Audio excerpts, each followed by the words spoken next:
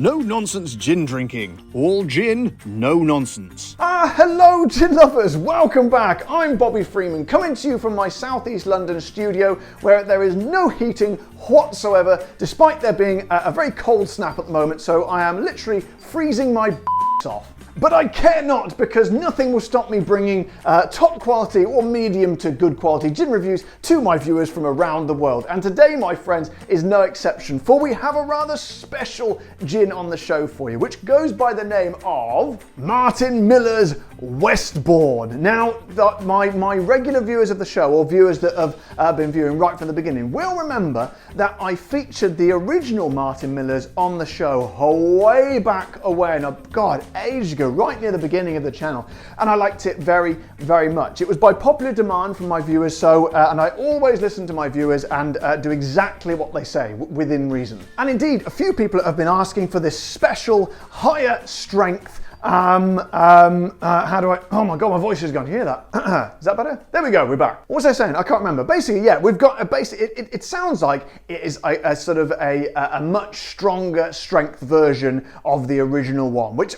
to me sounds fantastic, because I always think that when they up the ABV, it also kind of supercharges the flavors a little bit. So I'm very excited to try this one for you today. Let's crack on and do it, my friends. Now, I'm afraid it doesn't actually say much about it on the website. It simply says intense and citrus, an emphasis on the spicy peppery notes and of cassia and nutmeg, harnessed to an exact higher craft strength for a smooth and attractive alcohol sensation, which doesn't really give much away, to be honest. So I say, oh hang on, there was a little bit more about the tasting notes. What was it?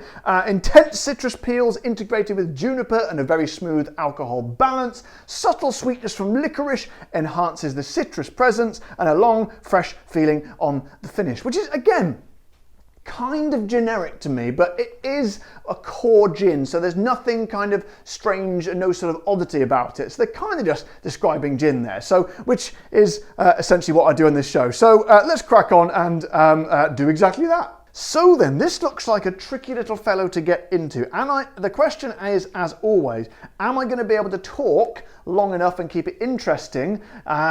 Long enough for me to actually get this little, oh, it's sounding good, it's sounding good. There we go. Peel that bit. Oh, I always find that very therapeutic. I shall cast that over there. And we do have a cork, so we know what that means, my friends. It is, of course, the cork test. The cork test.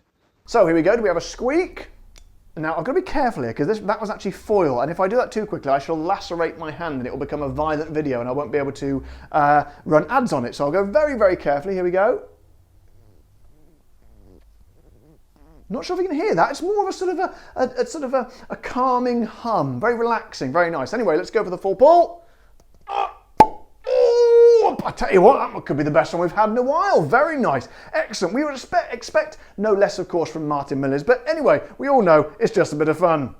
So then, let's get the old fella in there. Now, I know you're all dying to know what ABV this one is, and it is, I've actually written it down here, 45.2, which is very precise, isn't it? I wonder why they went for 45.2, because I'm put in mind slightly of my top gin from last year, which was number 3 over there, which was actually 46%, and we all know that was pretty much one of the best gins ever. And again, nothing weird and wonderful. So I reckon actually this could be a kind of a good sort of benchmark comparison. You never know. We might have a contender for the best gin of this year late on at this point. So let's get, I seem to have poured it all over my hands as well. It's a very dirty pour today. At least none went on the desk today. That's a bonus. Now the top's fallen off the bloody bottle as well. It's all gone to shit. Never mind, I am a professional and I can't be rocked by such things as that, such trivial instances. So then, here we go. Thank you to all my patrons and my YouTube members who are literally paying for the gin on the show. I say to everyone, what's it called again? Martin Miller's Westbourne. I say, cheers. Hang on, I didn't sniff it. God damn it, this is a disaster. Okay, stop everything. Here we go. I'm going to have to just do this a bit sort of arse about face, to use a rather colloquial British phrase. I'm going to sniff it out of the bottle, so let's give it a go. Hang on a minute, I'm going to have to close this nostril in sort of a... Ooh, it sizzles as it goes up the nostrils. That middle bit of the nose, what's that called? What's the middle bit? I want to say philtrum, but I'm almost certainly wrong. Whatever it is, it kind of sort of... It kind of feels like a load of tiny little junipery fingernails, little tiny ones, just gently scratching the inside of it, but not to the point where it hurts, but just to the point where it's strangely pleasant. It's kind of that ginness, sort of pure ginness sort of aromas you expect, but just kind of piped up and a little kind of like a bit stronger, like it's a I don't know, some highly flammable liquid, which I suppose it technically is. Anyway, I think I patched that mistake up not too badly. Let's go in for the taste, shall we? So once again, I've thanked everybody, said the name of the gin, and I say cheers. So here we go. We'll pick up where we left off. So here we go. Oh God, oh it sounds good.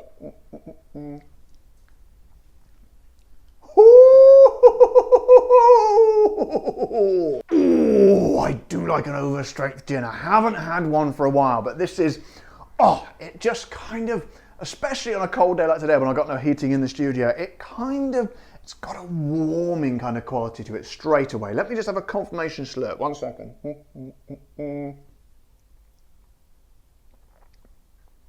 Oh yeah.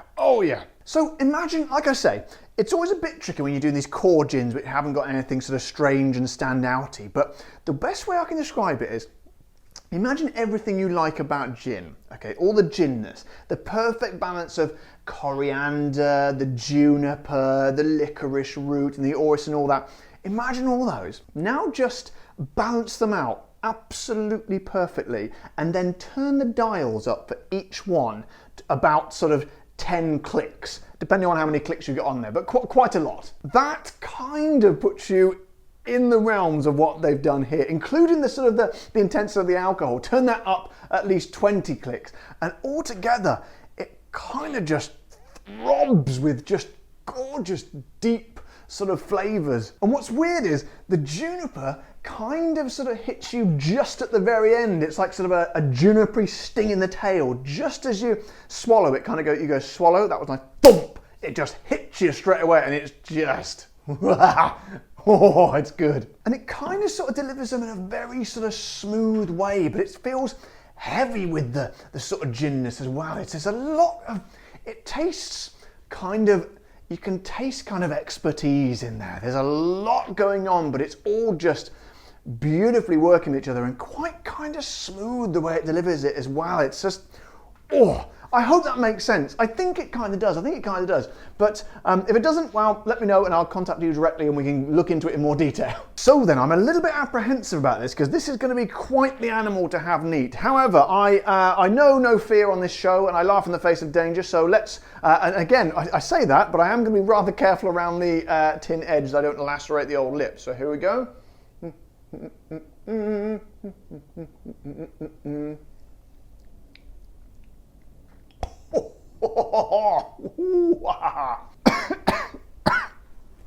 Okay, as you can probably tell, certainly warms the old cockles a bit. And to be absolutely honest, I'm not 100% sure what the cockles are, but it always seems like a sort of a suitable phrase to say in that situation. I heard my granddad say it once, and I liked it, and I thought to myself, I need to use that more in conversation. Anyway, I digress. What is that like? To be honest, if you like a massive, huge truckload of sort of strong ABV alcoholic taste, you're going to love that. It's absolutely great. Personally, I think it's a little bit harsh to be drinking it neat, and I wouldn't discern any pleasure from it. I think you'd lose a little bit of those depths of flavours I talked about, you know, sort of, it's particularly like the licorice and yeah, I don't really kind of get the juniper. Some people do, you know. This is only my opinion, remember that. This is only my opinion at the end of the day.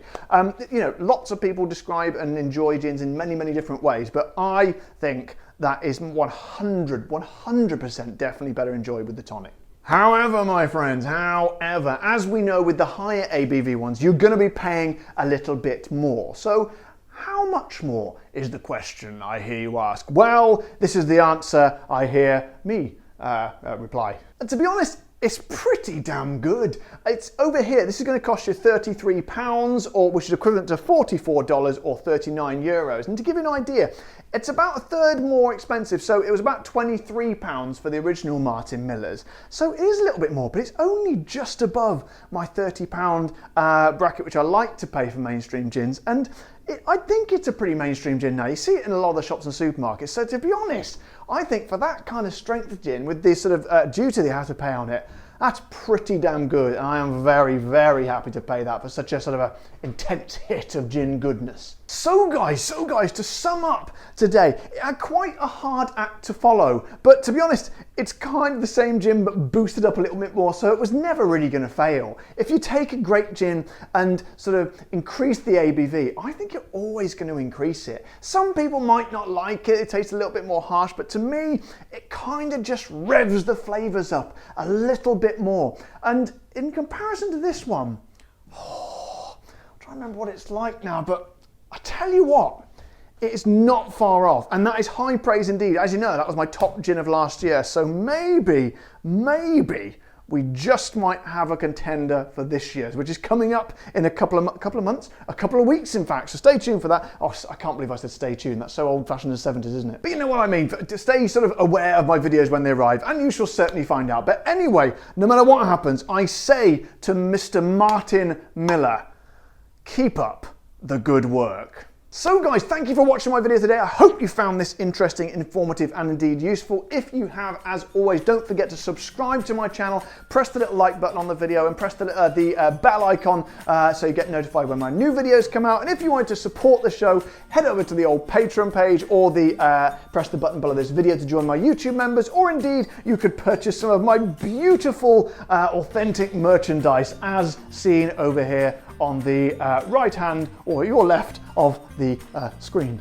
But until next time guys, it's been a pleasure talking to you. Take care, stay safe, thank you to all my patrons and members, and of course, keep drinking the gin.